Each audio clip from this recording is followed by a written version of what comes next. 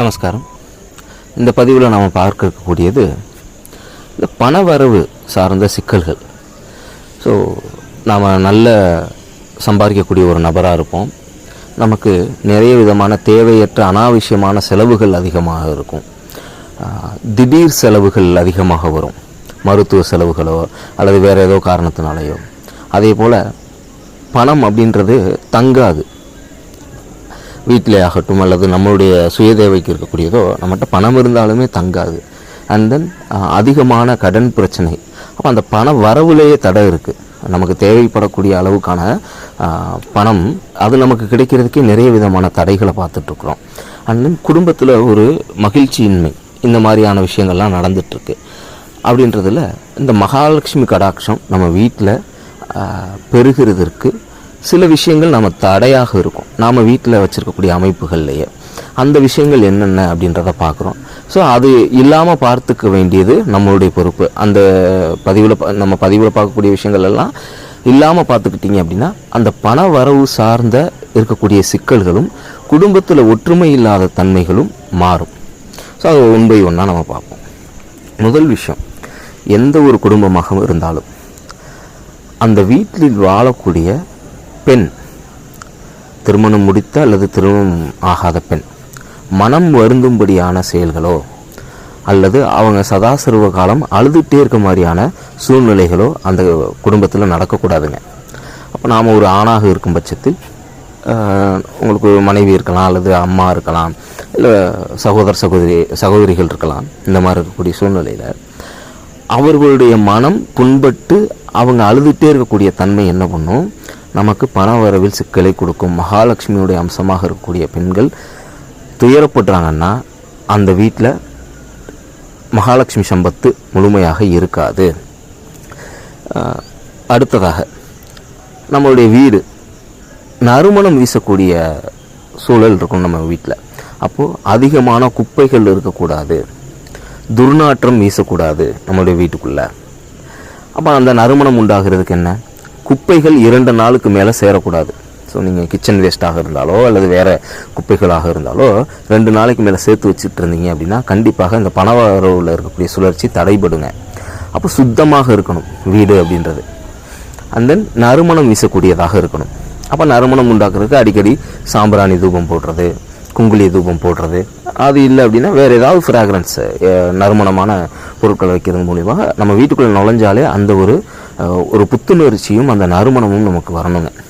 அடுத்தது, நம்ம உடுத்தக்கூடிய ஆடைகள், அந்த உடுத்திய ஆடைகளை என்ன பண்ணுவோம், அங்கங்கே போட்டு வைப்போம் அழுக்கான துணிகளை. அதே போல் கதவுகளில் போட்டு வச்சுருப்போம், ஜன்னல்களில் போட்டு வச்சுருப்போம். இந்த மாதிரி இருந்தாலும் கண்டிப்பாக மகாலட்சுமி வாசம் செய்ய மாட்டாள். ஸோ பயன்படுத்திய ஆடைகளை, அழுக்கு துணிகளை வேறு ஏதாவது ஒரு டஸ்ட்பின் மாதிரியோ அல்லது அதுக்குண்டான ஒரு இடத்துல அதில் மட்டும்தான் போடணும். அங்கங்கே சிதறடிக்கக்கூடாது. அதே போல் படுக்கை அறை இருக்கும்ல, அங்கே இந்த மாதிரியான அழுக்கு துணிகளை கீழே அங்கங்கே சிதற மாதிரி போடக்கூடாது. பெட்டில் படுத்து தூங்கக்கூடிய மெத்தைகளில் நீங்கள் இந்த அழுக்கு துணிகளை போடக்கூடாது. அடுத்தது, நாம் பயன்படுத்தக்கூடிய ஆடை ஒரு 3 நாள் 4 நாள் சேர்ந்தாப்புல பழைய துணியவே போட்டுட்டு இருக்கக்கூடாது. தினசரி துவைத்து சுத்தமாக இருக்கக்கூடிய ஆடைகளை தான் நாம் அணியணும். ஸோ இது முக்கியமான ஒரு விஷயம். அதே போல் அவச்சொல்கள் நம்ம வீட்டில் எப்பயுமே பேசிகிட்டு இருக்கக்கூடாது. அமங்கலமான சொற்களை யாராக இருந்தாலும் பயன்படுத்தக்கூடாது. இல்லை, நான் மாட்டேன், செய்ய மாட்டேன் அப்படின்ற சொற்களும் பயன்படுத்தக்கூடாது. இப்போ ஒருத்தவங்க இந்த இடத்துல பார்க்கும்போது யாராவது ஒருத்தவங்க உங்கள்கிட்ட கேட்குறாங்க, ஒரு விஷயம் கேட்குறாங்க, ஒரு உதவி அப்படின்னு, ஒரு பொருள் கேட்குறாங்க அப்படின்னா உங்களுக்கு கொடுக்க மனம் இல்லைன்னா இல்லைன்னு சொல்லக்கூடாது. அதுக்கு மாற்றாக நீங்கள் வேறு ஏதாவது வார்த்தைகளை பயன்படுத்திக்கிறணும். பின்னாடி செய்கிறேன், தற்போது அதுக்கு சாதகமான சூழல் இல்லை, அந்த மாதிரியான சொற்களை பயன்படுத்தணும். ஒருத்தவங்க நம்மகிட்ட காசு கேட்குறாங்கன்னா கூட, பண உதவியாக கேட்குறாங்கன்னா கூட என்கிட்ட இல்லை அப்படின்ற வார்த்தையை பயன்படுத்தாமல் வேறு வார்த்தைகளை பயன்படுத்தி அவங்கள்ட்ட இல்லை, நம்மளால் அந்த உதவியை செய்ய முடியாது அப்படின்ற மாதிரி நீங்கள் புரிய வைக்கணும். ஸோ இது முக்கியமான ஒரு விஷயம். அதே போல் நாம் தூங்குறப்பையும் சரி, அதே போல் குளிக்கும் போதும் சரி, ஆடையின்றி நிர்வாணமாக தூங்கவோ குளிக்கவோ கூடாது. இது கவனத்தில் கொள்ள வேண்டியது. அடுத்ததாக வியாழக்கிழமையில் நம்ம வீடு அப்படின்றது ரொம்ப சுத்தமாக இருக்கணும். பொதுவாக நம்மளுடைய வழக்கங்களில் வெள்ளிக்கிழமை அப்படின்றது ரொம்ப மங்களகரமான நாளாக நம்ம கொள்கிறோம். அது சுக்கிரனுக்கு உகந்த நாளாக இருந்தாலும் வியாழக்கிழமை அப்படின்றது குரு பகவானுக்கு உரிய நாள். அந்த நாளில் அந்த சுத்தம் அப்படின்றது ரொம்ப அவசியம். ஸோ அந்த வியாழக்கிழமையும் நீங்கள் கவனத்தில் கொள்ள வேண்டும். அந்த அன்னைக்கும் வீடு அப்படின்றது எப்பயும் சுத்தமாக இருக்கிற மாதிரி பார்த்துக்கிறணும். அதே போல் குடும்பங்களில் அந்த மகிழ்ச்சி உண்டாகிறதுக்கு உண்டான விஷயங்கள்லாம் நடக்கிறதுக்கு எப்பொழுதும் ஒரு இனிமையான இசையை இசைக்க செய்யுங்க. அது நீங்கள் டிவிலையோ அல்லது மொபைல்லையோ அடிக்கடி டெய்லி ஒரு குறைஞ்சபட்சம் ஒரு அரை மணி நேரமாக, அது பக்தி பாடல்களாக இருந்தாலும் சரி அல்லது உங்களுக்கு பிடித்தமான சினிமா பாடல்களாக இருந்தாலும் சரி, ஒரு இனிமையான இசையாக இருக்கக்கூடியதாக ஆன இசையை ஒரு அரை மணி நேரத்துலேருந்து ஒரு மணி நேரம் ஒரு தினசரி உங்கள் வீடில் ஒலிக்க செய்யுங்க. அதே போல் அந்த குப்பை அப்படின்றது சேரக்கூடாதுங்க. குப்பை அதிகமாக சேர சேர உங்களுக்கு மகாலட்சுமி கடாட்சம் போய்விடும்.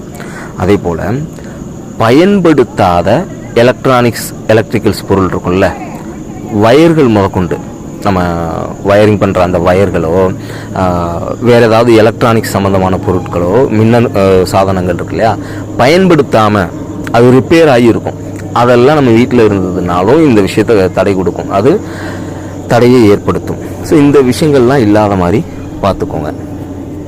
ஸோ நான் அடுத்த பதிவில் இன்னும் கொஞ்சம் அதிகமான டிப்ஸை நான் உங்களுக்கு கொடுக்குறேன். ஸ்ரீ மாத்ரே நம, ஸ்ரீ குருபியோ நம.